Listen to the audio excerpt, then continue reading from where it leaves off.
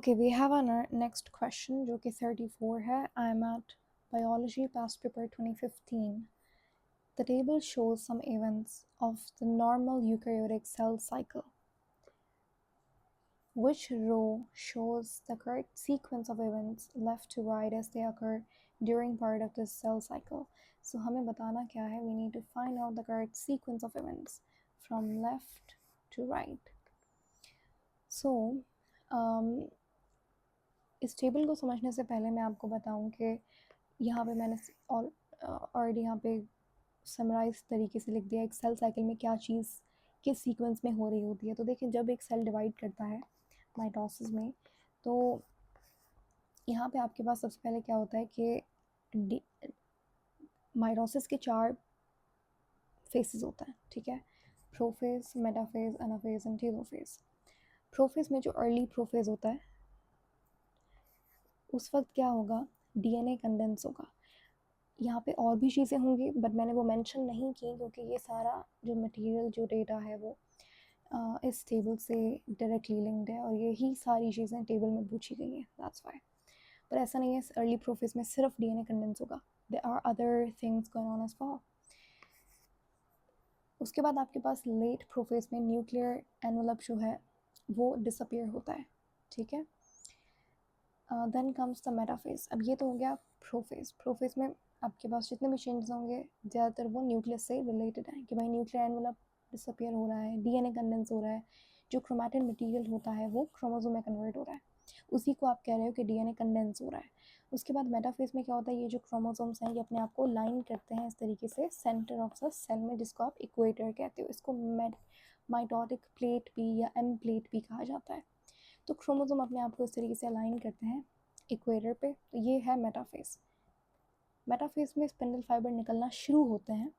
फिर एनाफेज में क्या होता है, स्पिंडल फाइबर आके अटैच होते हैं क्रोमोसोम के यहाँ पे सेंट्रोमेयर पे. क्रोमोसोम के सेंट्रोमेयर पे स्पेशल प्रोटीन्स होते हैं जिनको काइनेटोकोर प्रोटीन्स कहा जाता है. तो स्पिंडल फाइबर यहाँ पे आके अटैच होता है. एनाफेज में ये स्पिंडल फाइबर्स शॉर्टन होते हैं, छोटे होते हैं और कॉन्ट्रैक्ट करते हैं, जिसकी वजह से ये जो क्रोमोसोम है ये इस तरीके से 2 क्रोमैटिड्स में टूट जाता है, अलग हो जाता है. ठीक है, उसके बाद आपके पास टेलोफेज होता है जो कि तकरीबन अपोजिट है प्रोफेज के. यहाँ पे न्यूक्लियर एनवलप क्या होता है, रीअपियर होता है, डीएनए डीकंडेंस होता है. इस तरीके से न्यूक्लियर डिवीजन होती है. उसके बाद इसको आप कैरियोकाइनेसिस भी कहते हो. ठीक है, उसके बाद आपके पास साइटोकाइनेसिस यानी कि साइटोप्लाज्म जहाँ पे डिवाइड कर रहा है. अब पहले आपके पास 2 न्यूक्लियस बनते हैं जिसको कैरियोकाइनेसिस कहते हैं, प्रोफेज, मेटाफेज, एनाफेज, टेलोफेज में. उसके बाद यहाँ पे फिर हमारे पास ये साइटोप्लाज्म में इक्वली डिवाइड हो जाता है, जिसको आप साइटोकाइनेसिस कहोगे. अब टेबल को यहाँ पे देखता है, हमें फाइंड करना है कौन सी रो यहाँ पे सही सीक्वेंस बता रही है सेल साइकिल का. स्टार्टिंग विथ रो 1 जिसमें उन्होंने कहा है, अब आपको सीक्वेंस पता चल गया. सो पहला उस रो 1 को हम अभी देख रहे हैं. न्यूक्लियर एनवलप डिसअपियर होता है. ठीक है, डीएनए कंडेंस हो रहा है. चलो इन्होंने एक यहाँ पे इसको बाद में रखा है और इसको मतलब डीएनए पहले कंडेंस होना शुरू होता है, उसके बाद न्यूक्लियर एनवलप डिसअपियर होता है, पहले ये चीज़ होती है. चलो, क्रोमोसोम लाइन होते हैं, लाइन अप होते हैं इक्वेटर पे और साइटोप्लाज्म डिवाइड करता है. ओके, ठीक है, बट डीएनए जो है वो पहले कंडेंस होता है, उसके बाद न्यूक्लियर एनवलप जो है वो डिसअपियर होता है. सो इसको हम अभी मतलब 50-50% पे रखते हैं इस रो को. ठीक है, रो 2 में हमारे पास सबसे पहला सीक्वेंस में सबसे पहली चीज़ जो है वो क्रोमोसोम लाइन अप हो रहे हैं इक्वेटर पे. ओह, सबसे पहले ही ये चीज़ हो गई. उसके बाद जाके इन्होंने डीएनए स्टार्ट्स टू कंडेंस. ये तो एक बहुत ही, ये तो रेड फ्लैग जैसा ऑप्शन हो गया, इसको एलिमिनेट कर देंगे हम जल्दी से. रो 3 पे आते हैं, chromosome line up at the equator. Chromosomes आए इक्वेटर पे. ठीक है, स्पिंडल फाइबर शॉर्टन हुए. ठीक है, चलो ये मेटाफेज हो गया, ये एनाफेज हो गया. फिर न्यूक्लियर एनवलप जो है वो रीअपियर हो रहा है, यानी कि ये टेलोफेज हो गया. साइटोप्लाज्म डिवाइड हो रहा है. ये ऑप्शन मुझे ठीक लग रहा है. 95% अभी तक का बेस्ट ऑप्शन है. रो 4 पे चलते हैं. DNA starts to condense. ठीक है, अर्ली प्रोफेज हो गया. उसके बाद न्यूक्लियर एनवेलप डिसअपियर होता है, ओके मेक सेंस। उसके बाद कहता है कि स्पिन, हाँ यहाँ पे इसने गलती कर दी, क्रोमोसोम पहले अलाइन होते हैं इक्वेटर पे, जिसको आप मेटाफेज कहते हो, उसके बाद स्पिनल फाइबर शॉर्टन होता है, यानी कि एनाफेज बाद में आएगा, तो यहाँ पे ये गलती है। रो फिफ्थ, ये ऑप्शन भी हटा देंगे। रो फिफ्थ पे चलते हैं।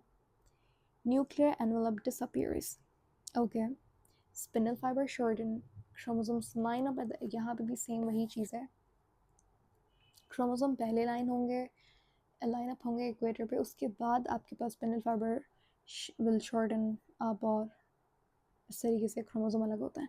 Fine, so we are left with option 3, यानी कि रो 3। अब रो 3 कहाँ पे है? ऑप्शन ई में है रो 3, तो ये सही जवाब है इसका।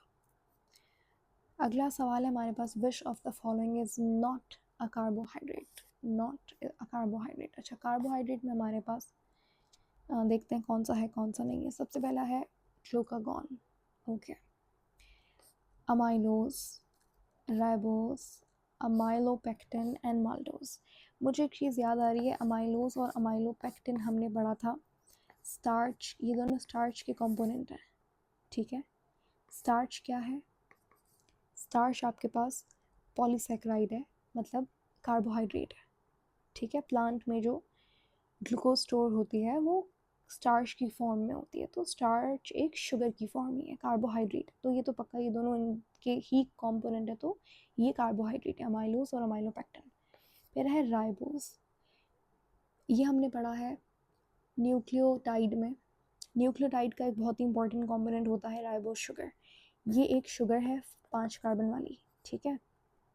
उसके बाद माल्टोज है, माल्टोज आपने बायोमोलिक्यूल में पढ़ा होगा, कहाँ पे? ये आप पढ़ते हो ओलिगोसैक्राइड में, ठीक है।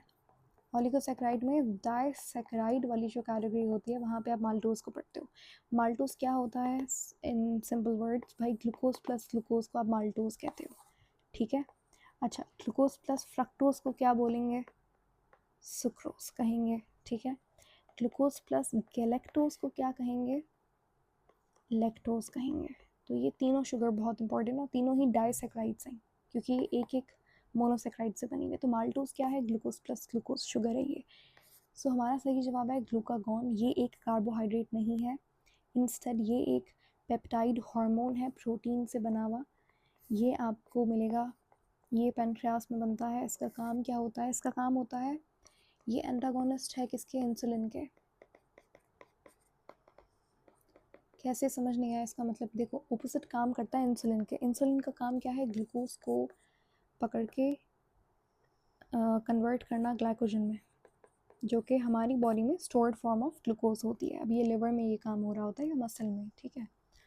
तो ग्लूकोज स्टोर करता है इंसुलिन ग्लाइकोजन की फॉर्म में, ताकि ब्लड में ऐसे ग्लूकोज ना घूमे और हमारा सिस्टम ना ख़राब हो ग्लूकोज की वजह से। तो ये इंसुलिन का काम होता है, ठीक है। अब हमें जल्दी से ग्लूकोज की ज़रूरत पड़ गई कोई भी किसी भी काम की वजह से, तो उस केस में क्या होता है? बॉडी दोबारा से यही ग्लाइकोजन स्टोर्ड फॉर्म को तोड़ती है और ग्लूकोज बना लेती है। इसके लिए हमें ग्लूकागॉन की ज़रूरत है। तो ये हार्मोन इंसुलिन के ऑपोजिट काम करता है, पेप्टाइड हार्मोन है, प्रोटीन से बना हुआ, कार्बोहाइड्रेट नहीं है।